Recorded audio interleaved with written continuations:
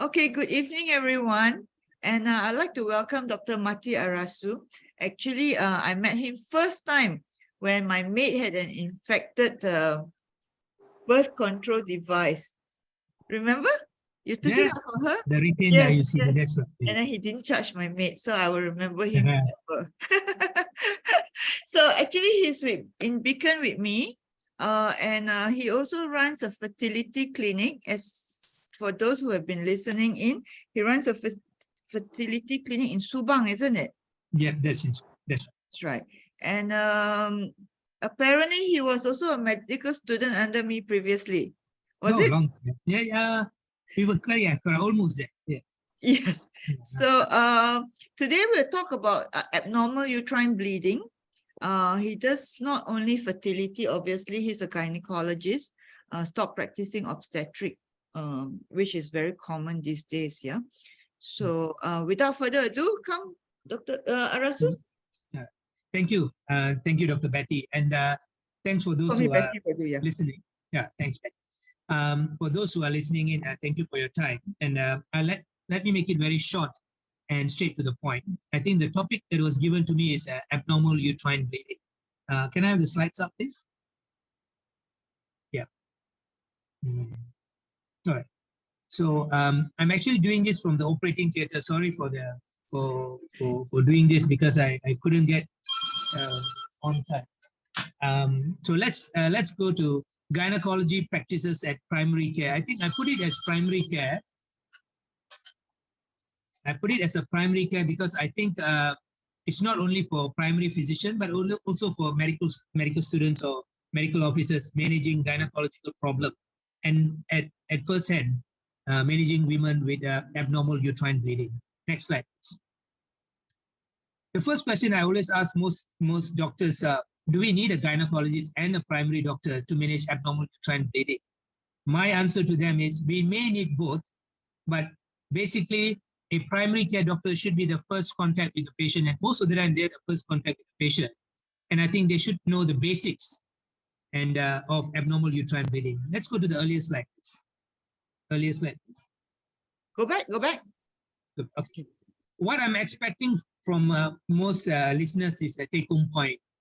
And I think we should be able to know what are the gynecology practices that we should offer at a primary care level.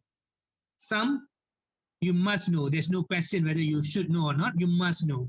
There are times that you need to know when to refer to a gynecologist because you want a timely referral. You do not want to refer them too early. At the same time, you do not want to mismanage them and refer them at a late stage. And what are the minimal tools, knowledge, and medications that you should be minimally equipped to manage abnormal uterine bleeding? And lastly, I think everybody would agree with me that we should offer everybody a good gynecologist services at a minimal cost as possible, but at the same time, do not waste their time. You would know, it's so easy in Malaysia to walk in to see a GP, but if the moment you see a gynecologist in the hospital, you have to make appointment, cost goes up, you have to take time off. There's a lot of time loss there. Next slide, please. Let's see, what are the common presentation in a gynecology practice? You have gynecologic pelvic masses, with or without gynecology symptoms. A lot of these women do present with pelvic pain commonly, or just dysmenorrhea. Dysmenorrhea is pain during menses, whereas pelvic pain is just pain in the pelvic region with or without menses. Very common for women in their reproductive age to present with pervaginal discharge or pruritus bulbae. But more commonly, the fourth group of women, common presentation is menstrual disturbances. And of course, indirectly fertility. Before you manage abnormal uterine bleeding, you must first of all know what is a normal uterine bleeding. Before you know what is abnormal, we must know what is normal. So normal uterine bleeding would be an interval of 21 to 35 days. So any period that falls in this interval, in the book, you always say 28 days. There's not such thing 28 days, Nobody falls in the typical textbook description. Plus minus 1 week. The interval should be between 21 to 35 days. Normal flow, if you ask any women, they should say, my normal menstrual bleeding goes on for about 5 to 6 days, normally less than 7 days. Any flow or the more you use the pads. It's a very subjective way, but any bleeding that goes on longer than 7 days can be considered abnormal. But the bigger problem is very subjective, the flow. Some women, even one pad, they change. Some women, they use the whole pad until it soaks. So this is where a clinical judgment comes into play. What is normal for a patient, one patient might be abnormal for another patient. So basically, anybody with bleeding more than 80 mils per cycle and one pad fully soaked per day is considered abnormal. And Per this is, day. yeah, One one pad fully soaked. But normally what they do, they keep changing 2 to 3 pads. So I would say a half a pad, 3 pads is more than normal, more than abnormal. Oh my God. Sometimes I use one pad in an hour or two when Correct. I use That's it. considered heavy bleeding. You know, Yes. that's considered heavy abnormal uterine bleeding.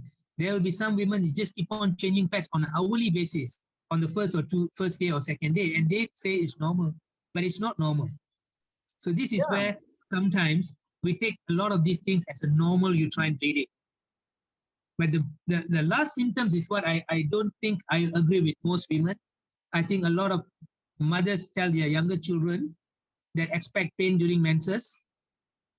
I would say pain can be a normal presentation in most women, but any painful menses that requires painkillers is abnormal. This is an early sign of endometriosis. And endometriosis, March being the month of world awareness for endometriosis, I think we should all be aware which should be diagnosed earlier. Wait, The average, can I stop you here? Yeah. You mean women should not have pain during the menses? Correct. Okay, okay. I can only speak for myself. I had pain during my menses, and it's excruciating pain. Okay. Correct. And I needed painkillers almost all the time, and I needed painkillers before the pain came. If not, it okay. But I didn't have pain after I delivered. Correct. So a lot of these women, sometimes it's an early sign of endometriosis, and endometriosis gets better with delivery, pregnancy. Oh, So I see. that's the treatment for endometriosis, pregnancy and delivery.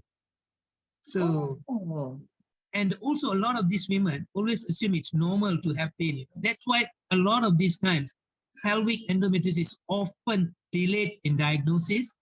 Women suffer in pain. Women think it's part and parcel of being, women who should have period pain. So if you require painkillers, it's already a sign that this is an abnormal uterine bleeding. Okay. Yeah. Let's go to the next one. Sorry. Okay. So what are the common abnormal uterine bleeding? So in short, it's called AUB.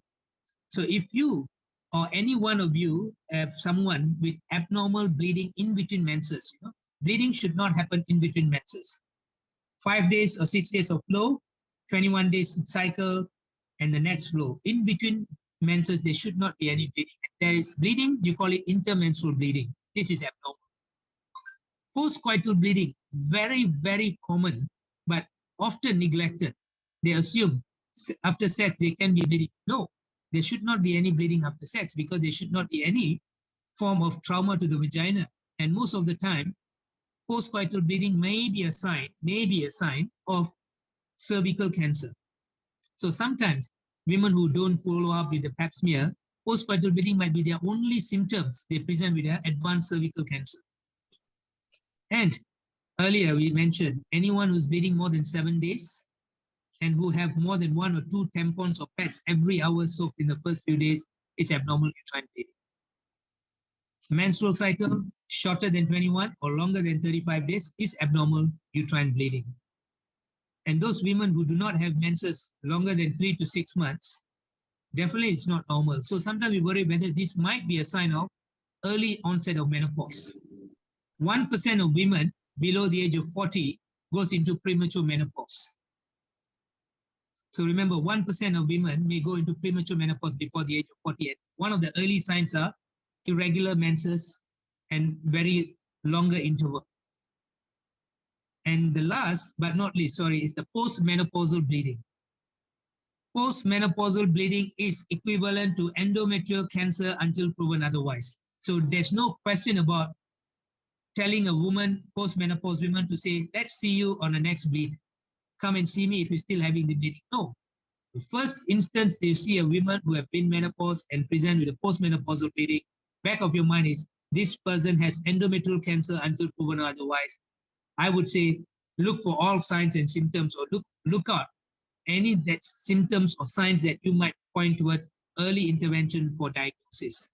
Don't just send them and wait for another presentation. It might be too late. Endometrial cancer and cervical cancer are two different things, right? Definitely. Endometrial cancer is the lining of the uterus, whereas cervical is the outer part of the neck of the womb. So cervical cancer is the only cancer in women that you can actually screen them before at a precancerous level.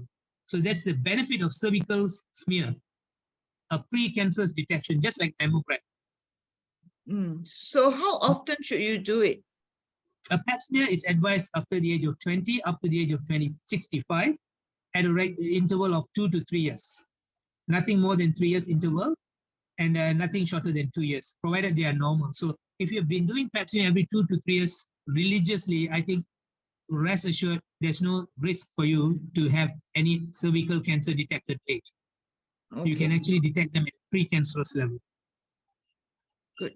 Okay. Next slide, please. So I just got a little bit of evidence, because we do not, if you go to different parts of the world and different countries, you have so many guidelines. So I just incorporated what the common practical guidelines, American Congress of ONG and the Royal College of London, and they are nice guidelines, and also some of the Australian Family Medicine and ONG Society guidelines. So I just summarize and pack it so that you have a take-home point, and you don't have to go and look at too many guidelines. You'll be confused and lost. So I just want to apply evidence-based and practicality in your primary care practice. Yeah, next slide, please. Next slide. So menstrual abnormalities. Sometimes you just have to ask yourself two questions. Is this abnormal menstrual bleeding cyclical? That means every month it keeps on happening. Or is it non-cyclical? And if it's cyclical, you can actually narrow down. If it's cyclical, normally they are uterine fibroids or adenomyosis, and they are associated with pain. If they are non-cyclical, that means it doesn't come every month and it's irregular, then you might be pointing towards a dysfunctional uterine bleeding. Because dysfunctional uterine bleeding is a diagnosis by exclusion. You don't make a diagnosis primarily, and you don't call them dysfunctional uterine bleeding. You look out for all sorts of abnormality before you come to a diagnosis of DUB. So that's why it's so important when you tell someone you have dysfunctional uterine bleeding, you are basically telling them, don't worry, I have excluded all possibilities, and this is not something you have to worry. So do not make an assumption of primary diagnosis on DUB. Is DUB related to stress? It's very much a hormonal imbalance. Basically, it's just, and it can be due to weight changes, stress, change of workplace, change of lifestyle, change of any environment that fluctuates your hormone. It can lead to dysfunctional uterine bleeding, but you have to exclude other causes. Okay. So, next slide, please. Let's go to a simple algorithm, and this is an American guideline. It gives you a very simple take-home point. When you have abnormal uterine bleeding, whether it's heavy menstrual bleeding or intermenstrual bleeding, you think of structural causes and you need to think of non-structural causes. There's a mnemonics from structural causes. You think of polyp, you think of adenomyosis, you think of fibroids, and the last thing you want to rule out is a malignancy, endometrial cancer. So it's very straightforward. These are structural causes, and structural causes are something that you can pick up by visualization, by checking. You just do a cervical examination in the clinic. You do not have to, a lot of people do not touch the patient. That's the problem. They see the patient, they lose the initial 4 steps, inspection, palpation. A lot of people just go for ultrasound scan straight away. So I can tell you, just by seeing the patient, examination for pallor, abdominal palpation, a vaginal examination, 90% of the time you would find out all these structural causes.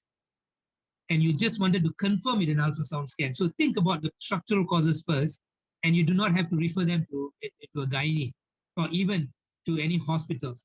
Just remember, polyps, adenomyosis, fibroids, and malignancy is the first thing that comes to your mind. And then you think of non-structural causes, coagulopathy, a simple problem. A patient who came to us, she was on Plavix and she was just bleeding away. Mm. You know, coagulopathy is one common cause, but the other causes that you have to think of is in a mnemonics is coin. Coagulopathy, ovulatory dysfunction. This is where dysfunctional uterine bleeding, endometrium abnormality, iatrogenic, which is very uncommon. Iatrogenic is very uncommon. Foreign body, or sometimes retained tampon. This abnormality is very uncommon, but it's just one of the causes you don't want to rule out. You want to rule out, and sometimes you just don't know. It's iatrogenic. You just cannot classify where it falls. That's where I think most of the time we just refer them to a gynecologist to say, hey, I can't think of any structural causes, and I can't see any non-structural causes. Can I refer to a second opinion? Next slide, please. So let's go to menorrhagia treatment. I think I will go to a simple treatment. First of all, you need to get a diagnosis correct. You can't treat someone without knowing the diagnosis. If it's structural causes, you need to refer to a gynecologist to repair the structural abnormalities. If it's a polyp, you could just snip it off in the clinic. If you think the patient has adenomyosis or a fibroid, definitely a bedside ultrasound scan can rule it out. So that's why I see a lot of primary care physicians now have ultrasound in their clinics. Almost all GPs, probably I would say 7 or 8 out of 10, has an ultrasound machine in their clinic. So a simple scan without even referring to a radiology or a hospital, you can actually diagnose a fibroid or a adenomyosis just by palpation and confirming with an ultrasound scan. So I would say if you think it's fibroid, you probably want to refer. But if you don't see a fibroid, you don't see a polyp, you can't see a cervical, and the patient is under 40, next slide, and next, please.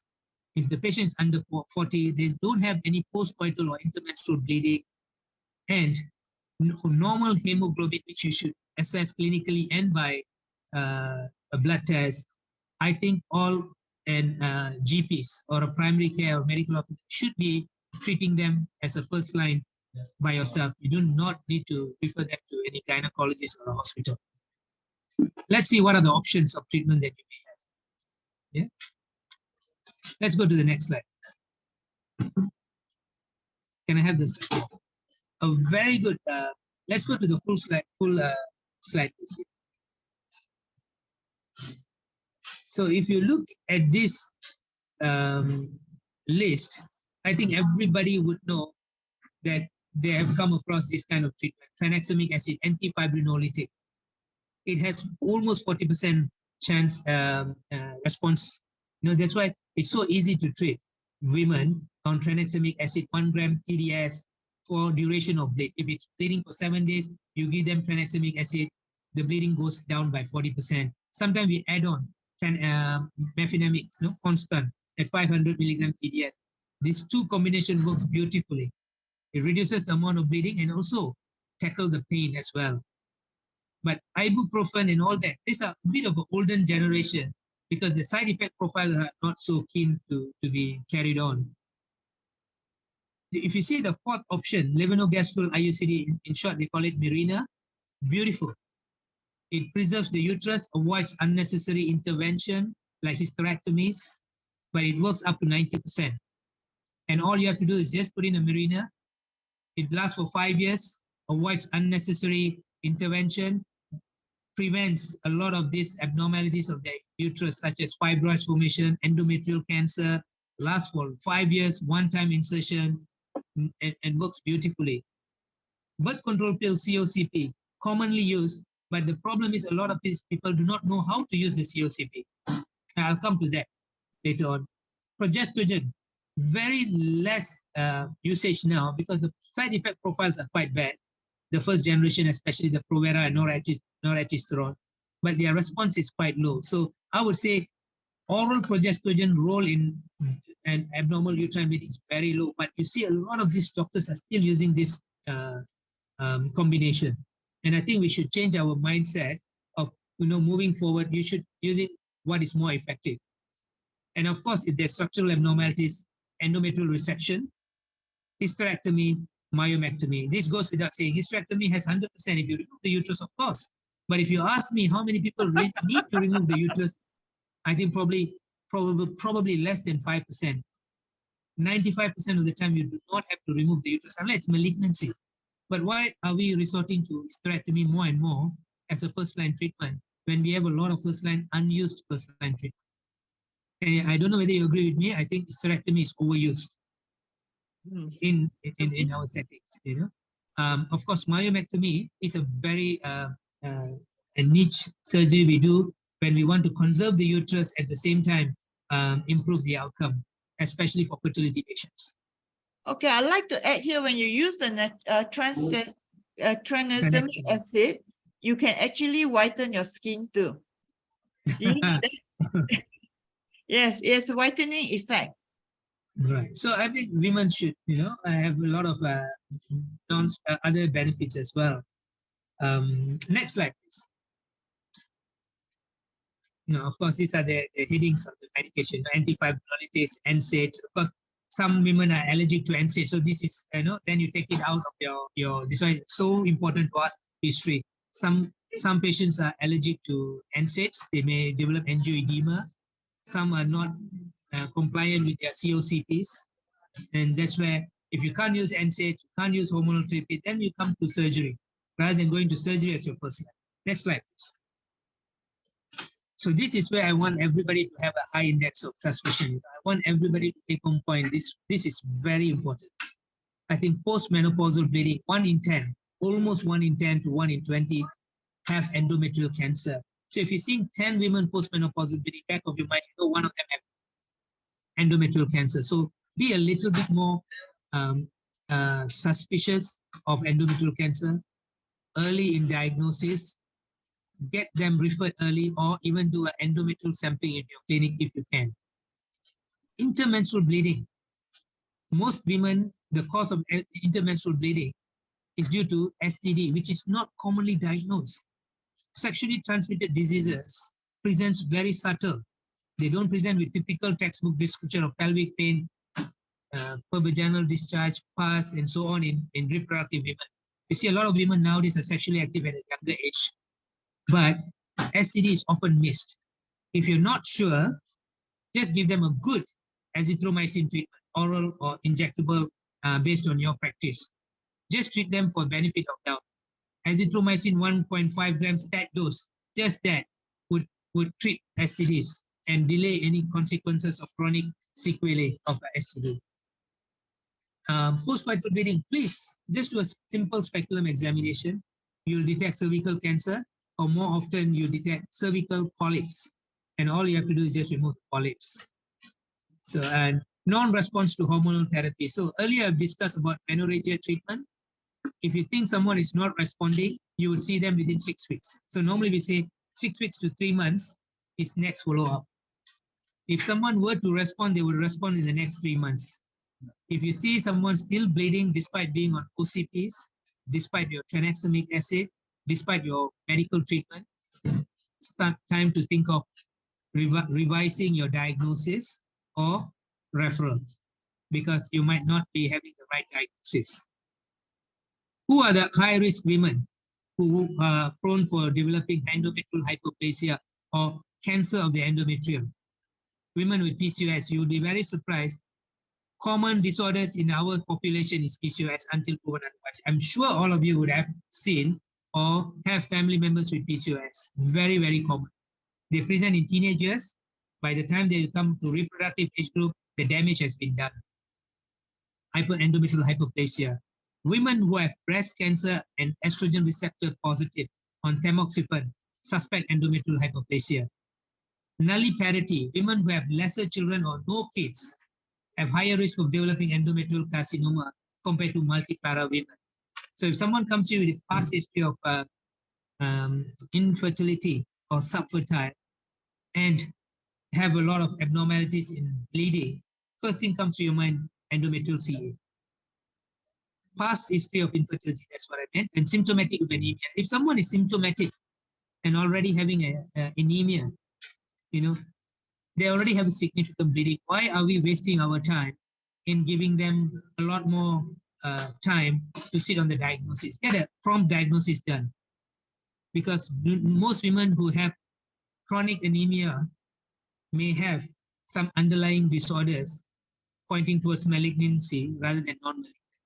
So if you have all these women, just ask yourself, do I have this patient falling into high risk category? If yes, zoom in sooner than later. Next slide, please. Investigation tool. I like this because I think a lot of us are not doing this in our clinical practice. Ultrasound examination. You don't have to be a radiologist or a gynecologist to perform a bedside ultrasound.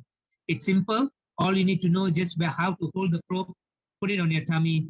That's it. You get 90% of the time any obvious pelvic mass. You won't miss it. Trust me, you won't miss it. The more often you see, the more often you will get a diagnosis correct.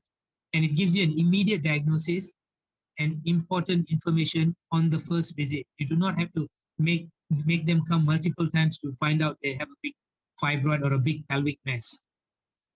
The other things that you may need to consider in a secondary practice is hysteroscopy. If this is just a simple endoscopic procedure, just like doing an endoscopy on your gastric, it's a hysteroscopy, and most of the time we do this for postmenopausal bleeding or non-responsive medication. An endometrial biopsy is, if you can do it in your office, perfect. It saves time, it saves money for the patient, and you get an immediate histopathology within 2 or 3 days. You get a diagnosis of endometrial hyperplasia or endometrial cancer. It's just like having a pap smear done, but it's just a little bit technical, sucking up some endometrial tissue. Simple. If you're not sure, go to YouTube and learn how to do it. So easy. Every GPs, I think, should know how to perform an endometrial biopsies. And of course, MRI and CT scans are more reserved for certain disorders. So this is where we start thinking referral to a center, or even discuss on the phone. You can actually discuss, on an ultrasound scan, I found a fibroid. What shall I do? Sometimes we do MRI, gives us a better resolution in diagnosing adenomyosis or cancer of the endometrium. However, CT scan is good for ovarian tumors or fibroids. Yeah? Next slide, please. Selection. Let's not dwell too much into all this MRI and all that. Let's go to common practice. How do I select a combined oral contraceptive pill? First rule of thumb, make sure the patient does not have any contraindication for a COCP, liver dysfunction, severe migraine, or breast cancer. So these are typical contraindications. You ask them, do you have any migraine or aura before your migraine? And these are typical patients that you should not be using COCP. Family history of breast cancer, I try not to. And a personal history of breast cancer, of course, contraindicated. Any liver dysfunction. So best to consider for non-cyclical. So earlier you saw, if it's irregular prolonged menses, go for birth control pill as your first line. And the best is to go on a low dose. Low dose means at the estrogen component. Combined means the estrogen and there's progestogen. Most of the side effects come from the estrogen. So if you go for a lower dose estrogen, which is many in the market, you have, your risk of having side effects, estrogen-related side effects are very low. So go for something that has given you 20 micrograms. Too low estrogen doesn't give you a good response. Too high, anything more than 30, the side effects profile are terrible. So go for Loed, Mercilon, or the newer generation, what we call third generation, such as Desogestrel or Gestodin. These are wonderful contraceptive, oral contraceptive with minimal side effects. And for some women who are worried about weight because they have this water retention and they're very sensitive to weight, go for drosperinone, which is the progestogen component, such as with diuretic effect, such as Yas or Yasmin. Okay, whoever is drawing on the screen, please erase everything. Whoever is drawing on the screen, how did somebody draw on the screen? I also don't know. Erase, erase, erase. Yes, thank you very much. I don't know how it happened. Sorry. Okay, we go on. And very common to see young girls with a lot of pimples, facial hair, hirsutism, commonly seen in Malays and Indians. especially with PCOS. Chinese has less testosterone, androgen receptors on the skin. So you don't see a typical Chinese with hirsute, but you see more of Malay and Indians. So these are the young girls present with abnormal uterine bleeding. Wonderful to go on the progestogen that has a cyproterone acetate, typically like Diane, Estelle. So it improves their hirsutism, facial hair, and also the acne, and also hair loss. Okay, these patients with PCOS, is the Yeah. condition itself that makes them overweight, or because they are overweight, they have PCOS? Actually, it's PCOS has two main components. One is genetics. It inherited through the I type 2 see. type 2 diabetes. Now, Uh-huh. typically they have family members with type 2 diabetes, but the other one is the lifestyle. So what happens is the PCOS women have the tendency to put on weight because they are hyperinsulinism, so they tend to put on weight, and it becomes a vicious cycle. The more weight you put, the manifestation becomes severe. So it's a vicious cycle. Easy to put on weight, difficult to lose weight. At the same time, the more weight you put, the manifestation of hyperandrogenism becoming worse. It's just a vicious cycle. I see. So that's the double-edged sword for women with PCOS. It's so difficult to lose weight, and yet the 1 or 2 kilograms that you put on makes it even worse. So it became a roller coaster for them. So the best to shut down the vicious cycle is weight lifestyle modification. You have to go on a drastic increasing in your caloric burn. You have to reduce caloric intake and increase your workout in terms of metabolic rate to counter this. And we go on to that in the next 1 or 2 slides. Next slide, please. Progestogen only treatment. Like I said earlier, a lot of these women do not have a very good response to progestogen, but it does have certain role. For example, if you have someone can't take contraceptive pill combined because of the severe manifestation of this migraine, contraindication because of risk of breast cancer. So I think then you only go for oral treatment, a simple treatment. Every month, give them 5 days of progestogen just to withdrawal bleed. So for 3 weeks, they don't have on medication. In the last 5 days of progestogen, then they have the withdrawal bleed. So they don't have to go on a 21-day tablet, but they only go on a 5 days tablet. So every month becomes a progestogen. So just to bleed it up every month. So the best progestogen that is minimal side effect is Dufaston. And the dose is 10 milligram daily for 5 days. That's all you need. Every 30 days, go on 5 days withdrawal bleed, every cycle. So that's where progestogen only treatment may help. Next slide, please. PCOS. Let's go to PCOS because I think you will be seeing this very often in your practice. So the commonest presentation to the primary care is irregular period, teenage age of onset.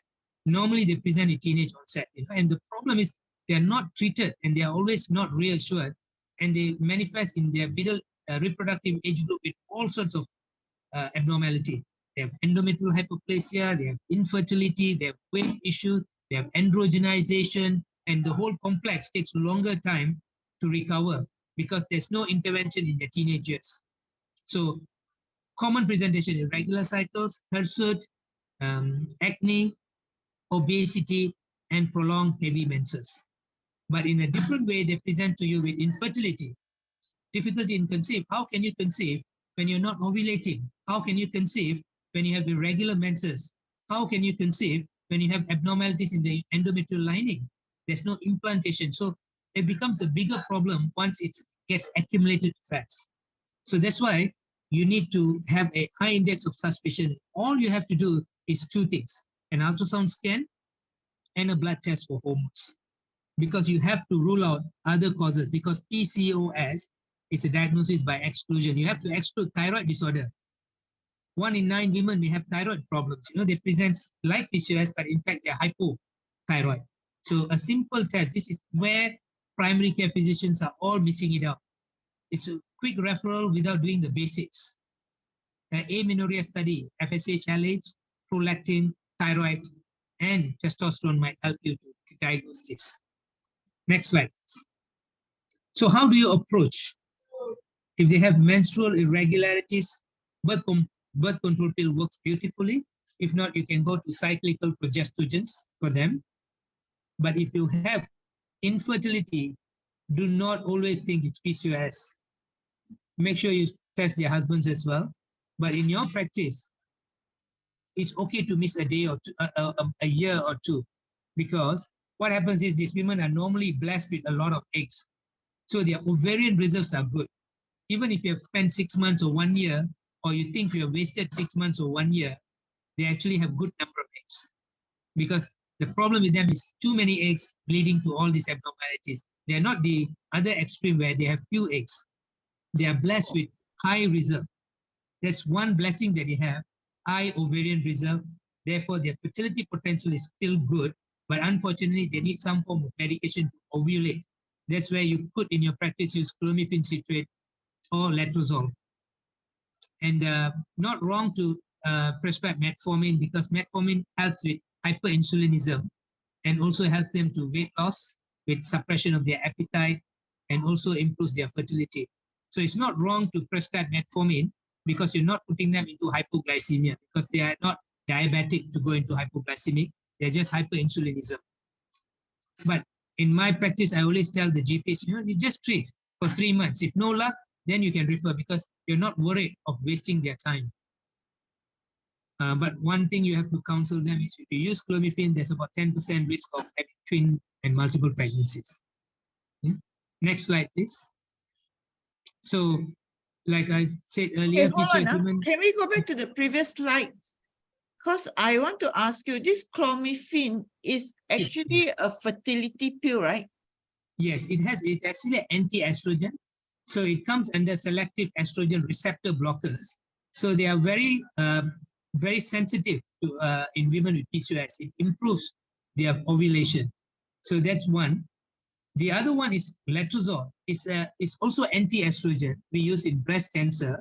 It also has a very good fertility potential for women with PCOS. So when you say use this and give it a trial, you're just saying that to use this drug to treat PCOS, right? That's right. Not necessary to improve on fertility, right? Oh no, this is only for fertility. So if you're thinking of clomiphene citrate and letrozole, and they have this abnormal uterine bleeding due to PCOS. Yes, so to treat the abnormal bleeding, right? It also treats, yes, because it regulates the cycle.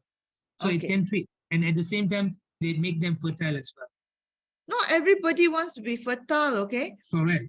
So that's the problem. So if you think if they come to you for fertility, you can kill 2 birds with 1 stone. You regulate their cycle and make them fertile. But most women with PCOS, the problem is they are seen at fertility level. If you're seeing them at non-fertility, for example, teenagers or those who already have 1 or 2 kids and not interested in PCOS in fertility, then I think menstrual irregularity is your aim. Birth control pill will do the work. So do you still treat them with clomiphene then? No, I don't use clomiphene, only for fertility preference. So what can they use if the patient doesn't want to be fertile? It's not fertility, is not the problem. They just want to lose weight, they want to look good, they want to feel good, and they want to get their menses right. Birth control pill is probably the primary treatment. Okay. Yeah. So if someone has excessive facial hair, excessive skin breakouts, go for Diane 35 or Estelle or anything that has birth control pill with drosperinone, because anti-androgen helps the profile. It reduces the testosterone level and improves the skin condition. So not all OCP works the same. So you have to see what you want to give your patient. If they come irregular menses, PCOS, and their bigger issue is facial hair, go for something with cyprotrone acetate. It improves their, and normally you don't see any effect in the first 3 months. It has to go for almost 6 months, and then you'll see significant effects. Okay. And always remember that women with PCOS is not the hormonal, the presentation is gynecological presentation, but they do have a lot of metabolic consequences, which should not be missed. Because I think that's big. As a doctor, I think we are not doing that part well. We're just treating the symptoms that we're seeing. We're not treating something that has a long-term sequelae. Type 2 diabetes, very high. You have to incorporate in their lifestyle modification with weight loss. Do a MGTT, because develop type 2 diabetes sooner than later. They have hypercholesterol, dyslipidemia. Some of them have very high cholesterol, even at a young age. Sometimes you need to put them on some form of some form of statins, because genetically they have hypercholesterolemia and early onset of all these cardiovascular effects. And of course, what we worry most is the endometrial hypoplasia, early onset of endometrial cancer. My youngest PCOS woman with endometrial cancer was a 22-year-old. Oh my God. She presented with prolonged menses, and I did an ultrasound scan. I just saw a very thickened endometrial lining. Got a permission to do a vaginal examination. It came back as grade 1, which is a very early stage of endometrial cancer. MRI was good. So all we have to do is just put in a Mirena coil for her for 6 months, treat her. Just endometrial cancer is a disease that you diagnose early, you can actually reverse it back to normal. That's the beauty of endometrial Really? cancer. Yeah. I see. So she doesn't need to do a TAPSO. No, not at all.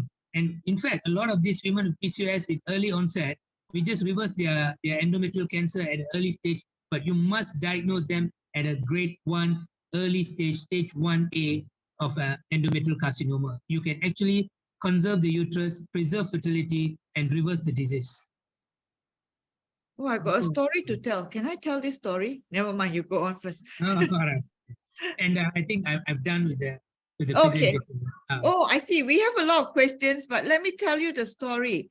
This story is very interesting, and I find that working in Beacon, this cancer center, it makes my job more interesting these days, because it's not just the bread and butter of just coronary artery disease. So I was called to do an echo on this lady. She's very young. She's probably in her 30s, late 30s, and she eventually died. She actually had ovarian cancer in her 20s. I think when she was 24, it was in one ovary. So the obstetrician, the gynecologist at that time, then just took out that ovary, and left everything, because the gynecologist thought that she might want to get pregnant eventually. She already has a child, actually. Oh. Yes, she already had a child at 21, but he still thought that she may want to have another child. And he thought of her future in that sense. And eventually, I think she remarried and she had another child. And then when she had the other child, the disease flared up and it spread everywhere. And she died of ovarian cancer. About 10, 15 years later. So sometimes save the patient. Don't think too much about fertility. Yeah, okay. That's the story I want to tell you. It was so interesting to me. Okay, let's take some questions from Doquity. Dr. Anna asks, when can we decide to give trinazamide and change the dose from 500 to 1 gram? Any reason at all? Yeah, I think we can start off with 1 gram TDS.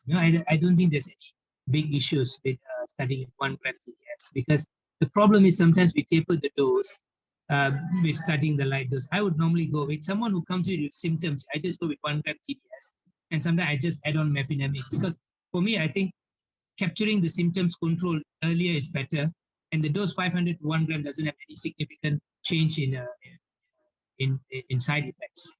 So I would go with 1 gram TDS, and also I add on mefenamic acid, and normally I'll see them on the next. Normally we'll tell them, can you do a menstrual monitoring, meaning how many pads you're using, is there any significant symptoms, and see. If it doesn't respond in the first month, sometimes it goes off second month, still doesn't respond with 3 cycles, probably time to revise your diagnosis. Okay, so we have another question. Is Dr. Suaida, can you advise us on the management for patients who had on prolonged menses? I think the whole talk was on that. Yeah, I think the problem is sometimes we get ourselves complicated and thinking prolonged menses. We ask a lot of history, how many pads you use. I think I'll go straight to presentation. Normally I say, is it normal for you? If it's not normal, are you anemic? If you're not anemic, I think we have time to to do something. So asking a lot of questions, how many days of cycle is already abnormal. So the question that you ask is structural abnormality. If you have ruled out structural abnormality, I think we should go to the medical management straight away.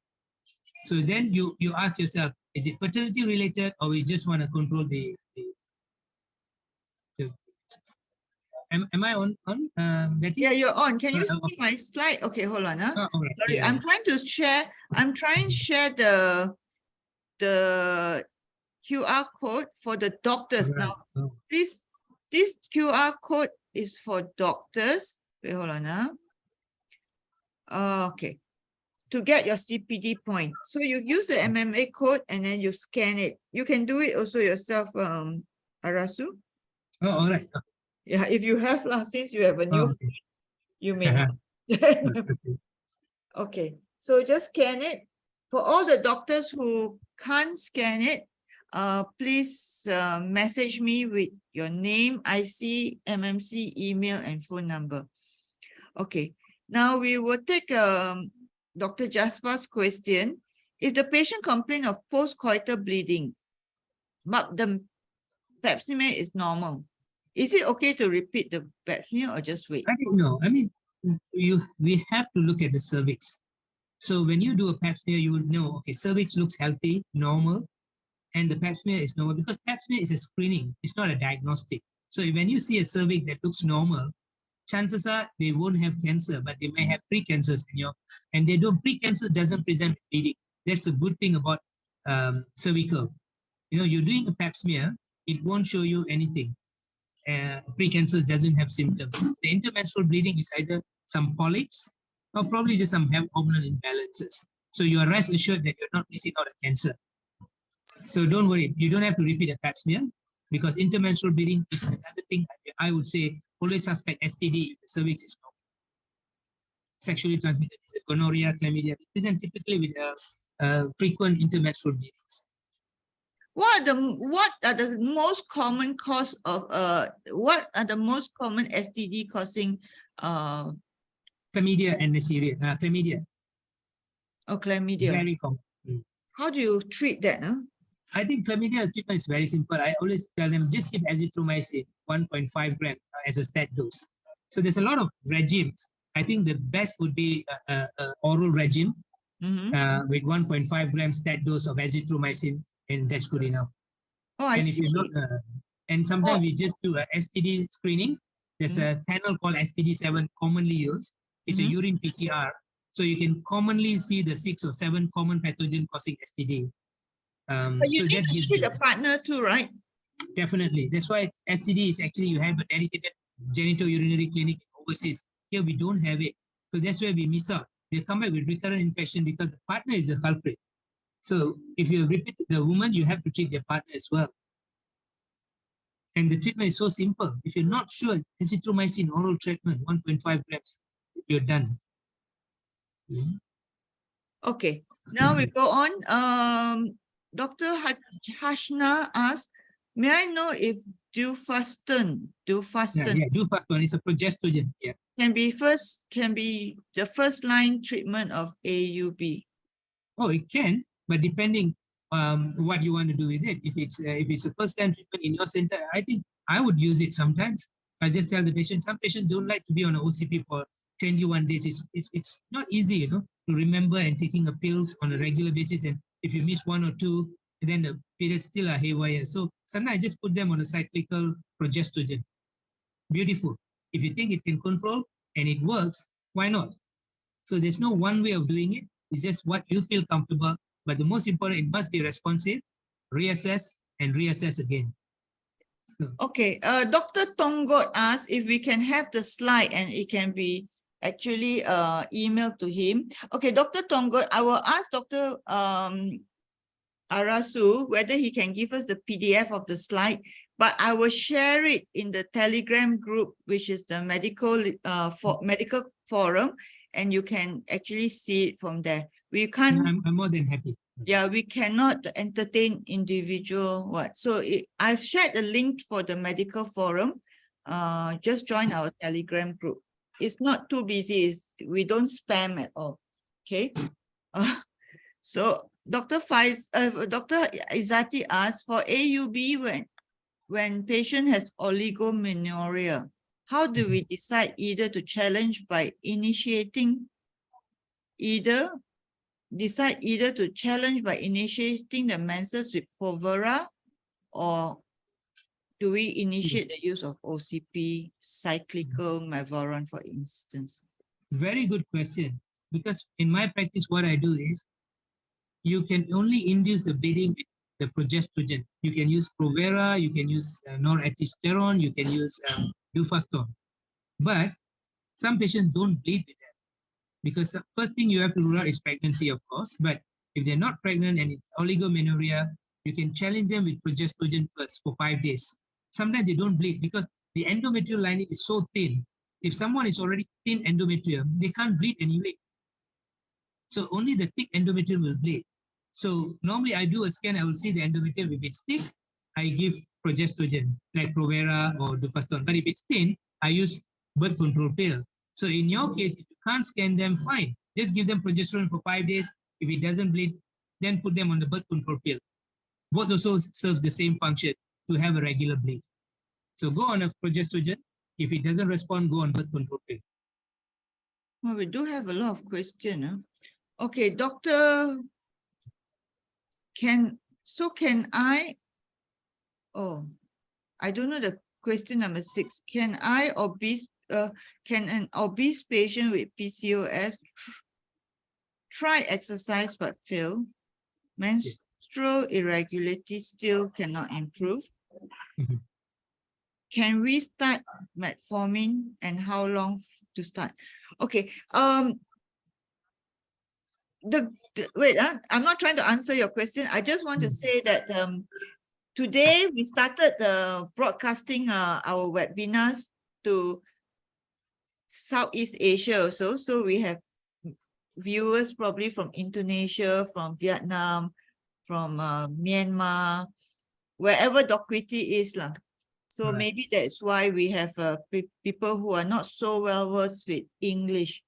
Right. Yeah. I mean, Yeah, that's right. So I try to, I think the question we can understand means Yeah. the patient is obese, have tried exercise but failed. Menses is still irregular, still not improving.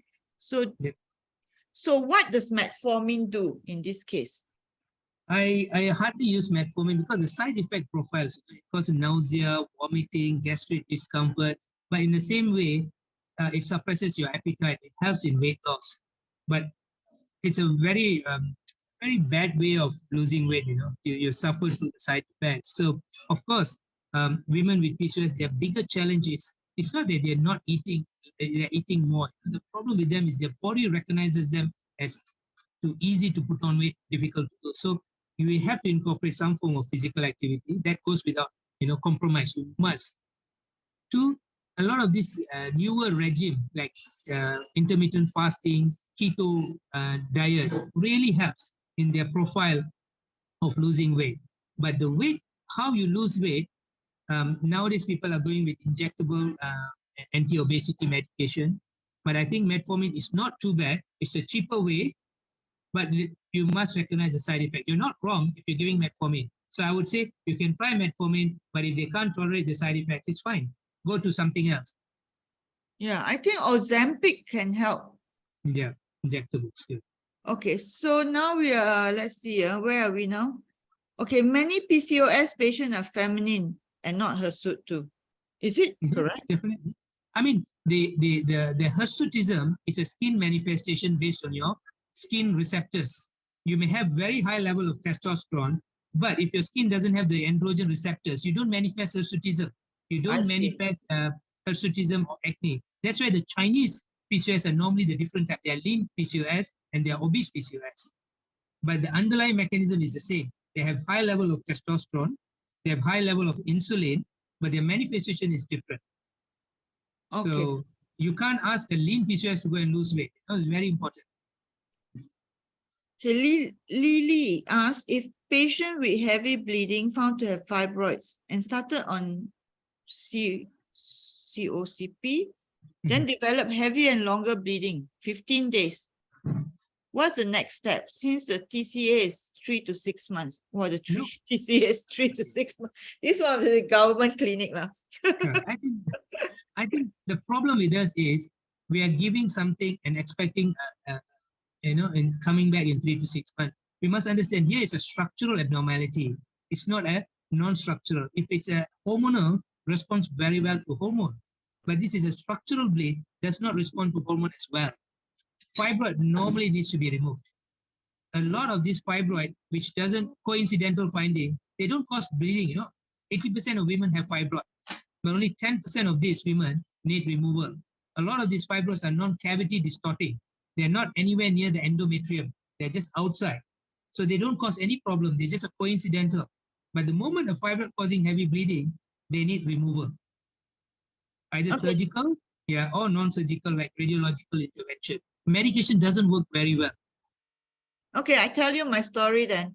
I also have abnormal uterine bleeding once in 2013. And they told me that it was fibroid, so I had it taken out. And then, so I completely disregard everything, and then I never had the abnormal bleeding again. And then 2 years later, 2015, I was cycling and I was hit by a motorbike. I fractured 2 ribs. And then they did an ultrasound to make sure there was no internal bleed, and they found a 9-centimeter tumor in a free space in the abdomen, stuck to the band. What band? I'm not sure. Okay. And it turned out that my fibroid was not fibroid. My fibroid was uterus. Sarcoma? Sarcoma, yeah. No, Sarcoma. Stroma sarcoma. Uterine stroma sarcoma. Yeah. So thank God I got hit by a motorbike. Yes. So don't take all fibroids too lightly. Definitely. And This was sometimes, yeah. This was sometimes the non-surgical, like all this newer intervention, radiological intervention, you don't have a tissue diagnosis. That's a problem. Sometimes we go and do, and nowadays, even removal of the fibroid, we do in-back morcellation, because if it's a sarcoma status, you do not spread the disease. Yeah, mine was spread like seedlings, even at my small bowel. But I'm fine now. Okay, Dr. Hong asked, I have a patient on Yasmin due to PCOS, but she has very bad mood swings with it. Would other OCP, COCP would you suggest for this patient? Yeah, it's a bit difficult because some of these women, they are very prone for, very sensitive to hormones. So sometimes they have a lot of this sensitivity to hormone, not because they are imbalanced in hormone, they're just sensitive, just like pregnancy. Some women respond like hyperemesis, morning sickness, quite terrible from another woman. Why? Not because their hormones levels are higher, it's just that they're more receptive and more sensitive.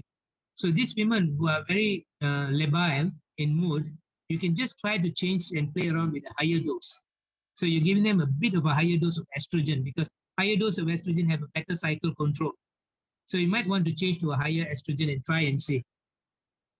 May I know why these hormonal changes in women cause so much of emotional mood swing? I mean, the premenstrual thing is a real thing. I mean, even I feel it.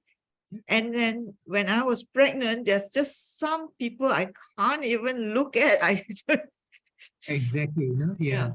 That's a problem. Until now, I think they can't point at one, because it's a very complex interrelated with the neurotransmitters, hormonal pathways, just too complex. Hormonal, hormones is just not one affecting the other. It involves a lot of neurotransmitters in the brain as well. That's why menopausal women can have like psychiatric presentation sometimes.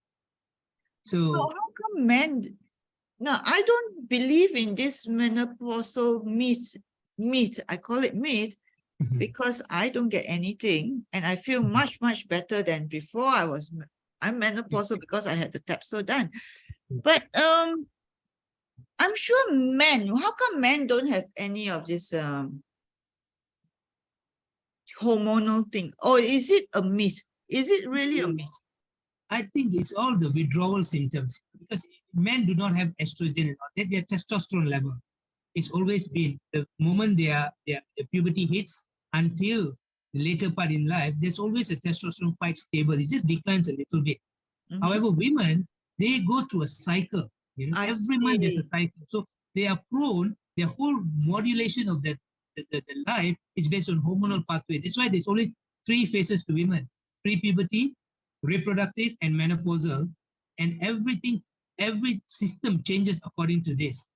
The GI system changes, the neuro system changes, the gut, everything changes. That's why some women even have, for a good example, would be diarrhea during their menses because the whole systems are all interrelated. That's why it's so hormonally tuned.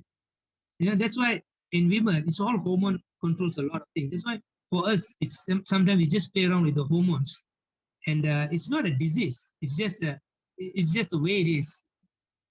Okay, let's take one question. I think it's from a public. So from Facebook, she says that I have irregular menses since young, but now she's 43 and she already have 5 kids.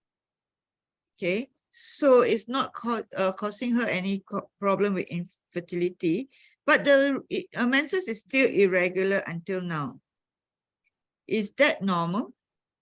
I think definitely it's definitely abnormal to have irregular cycles, but Yes. obviously it was not affecting your ovulation. It's not affecting your ovulation, therefore you're not infertile, and the fertility was not an issue. However, there might be other reasons for it.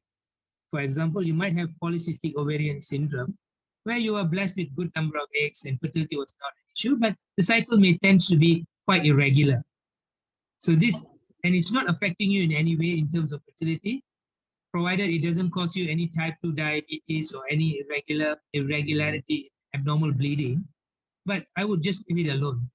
You will Unless give it alone. I Okay, would just that's what leave she it wants to know. She I wants to just know leave it. whether you will suggest any treatment for her or to just leave it alone. No, I would leave it.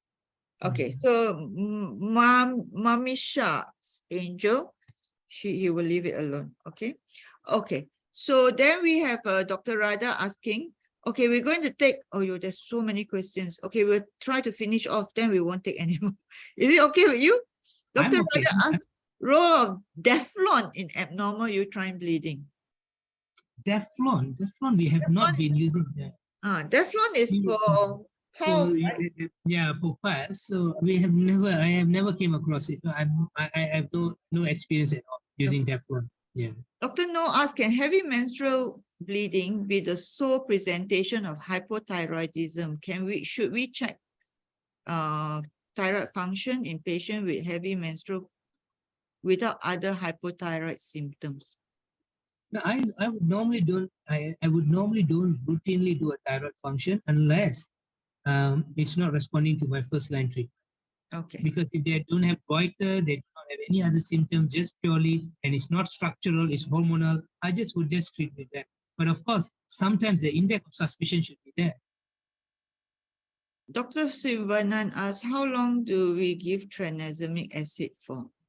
Oh, very good question. Sometimes I just use for 3 cycles. If it's responding in 3 cycles, I would say, okay, let's stop and see. If it reoccurs, I can go on a cyclical basis. There's no limit to what you can use. Normally, those who you're using this tranexamic acid, normally at some point in time, the bleeding will be settled by itself. Okay. Dr. Lily asks, if a patient has heavy bleeding, found to have fibroid and started on CO. However, okay, I think that's the same question as previously where so because fibroid is actually A structural abnormality causing structural abnormality, so it's time to maybe consider surgery or probably yes. Yes. Okay. Dr. Shazana said, what's the lifestyle advice should we give to lean PCOS patient? Lean PCOS patient. You see, problem with this women with lean PCOS, weight reduction is not one of them. So you may have to go into medical treatment. That's why I always think obese women have better option than a lean woman, because obese women can just lose weight and the menstrual irregularity becomes better. Whereas a woman with lean PCOS, you can't lose weight. What option do you have? Medication. That's why we normally employ birth control pills or something like a regular progestogen, because they need to regulate the cycle. If not, they have similar risk of developing endometrial carcinoma or endometrial hyperplasia. So women, lean PCOS tends to be on the birth control pill earlier, sooner than women, than obese women. Is PCOS more common than we think? Oh yes, I mean 1 in 5. I mean about 30 to 40% in our practice. The problem with Really? PCOS is we do not have a proper diagnostic tools, because it needs a scan, it needs some hormonal profile to be diagnosed. It's a criteria they have. Unfortunately, this criteria requires you to exclude thyroid dysfunction, do a proper ultrasound scan to look at the morphology of the ovaries, and it's a diagnosis by exclusion. To do this, you need to have all these criteria fulfilled. But a lot of these times, we don't do it. We just put there PCOS. So sometimes we overdiagnose, sometimes we underdiagnose. But in the real population, in the Caucasian population, it's about 25% Of women? women with PCOS. That's 1 in 4. That's very high. Yeah, that's very high. Okay. Last question. Dr. AJ asked, is it necessary for us to take the evening cream or rose oil before or during menopause? Okay. I am not taking, I'm a menopausal lady and I've not taken anything of such sort. I don't believe in supplements, but I think no harm in taking. But evening primrose oil, I leave it to patients. I always tell them, if it makes you happy, no side effects, go ahead. But it's not a hormone replacement therapy. Therefore, does not have any risk for postmenopausal women to be on EPO. That can increase the risk of all this stroke, breast cancer risk. But if you've been on a hormone, of course, you need to follow up for risk of breast cancer, postmenopausal women, stroke, breast cancer, colon cancer risk, and all that. So, but if you're taking EPO, don't have to worry about it. But if you're happy on it, go on. If not, no harm not taking it. Can I ask you the last question? What is your take on hormone replacement therapy on patients that are menopausal? I think you tend to see two groups here. One is totally anti-HRT, one is pro-HRT. So I tend to be on the anti-HRT. So I think like there's only two benefits. You're covering the menopausal symptoms and you're protecting the bone. For bone protection, you have so many other interventions. Yes. You can go on vitamin D, calcium, and do a DEXA scan and see how bad the osteoporosis or osteopenia. Whereas the symptoms, a lot of these women actually has lifestyle modification to improve on the symptoms. So, but the risk of HRT, breast cancer, is something that's so high on the list. Why should we put them on HRT and worry about the breast cancer? So my take on it is, I'm not a big fan of HRT. I might be not, some patient might not like it, but I'm not a big fan. Okay, I totally enjoyed this talk. I think you were amazing. And I'd like to invite you to give another talk, maybe on infertility. Yeah, I'm more than happy, anything okay, that we get a date for you. Yeah, because I think it's a very common thing these days. Infertility. Is it something that is due to lifestyle? We'll talk about it next time. Okay, thank you very much. We have had a very good discussion, and I'll see you one day. Thanks. Sure, Betty. Good night. I hope you get better luck with the handphone next time. Buy an expensive one. Good night, everyone. Okay, bye. Good night. Good night, everyone. Bye. Thank you. Thank you, Dr. Betty. Thank you, Dr. Betty. Yeah, I think he's a very good speaker, yeah? Yeah, we Very have about dangerous. 296 in Malaysia attendees. Uh-huh. And for the other region, multiple countries, we have about 122. Wow! Yeah. There's so many. I think this is the most we've had so far. Okay. Thank you, everyone. Oh, I'm so happy. Yeah, and we have like so many questions like coming in. Yeah, the engagement is crazy this time. Yeah. Good. I think when we open up, it's going to be better still. Yeah. The Zoom is for all my regulars lah. like Christine, Gopi, all my regulars will come to the Zoom because yeah, usually the same old people that I see, but today I see a lot of new people also on Zoom. But yeah, it's good that we have so many new people in Doquity. So I see you guys. Yeah, all these people are Kogila, all that I've seen before. And Yeah, it's a good. bye, Dr. information. Okay, bye guys. Bye. Okay, Ong Wan Ying, you want the e-cert, please go to the Facebook page, Beating Hearts Facebook page, and look for the link. I cannot say more than once. We have put it up in the chat for everybody to read, and you're still asking the same question. Oh, I really want to kill myself. And another thing to all the nurses, when we send you the e-cert link, don't need to send thank you. No, don't need to send an email back, say thank you. We know you appreciate it. Thank you. Bye, everyone. Bye. Bye, Dr. Betty. Bye.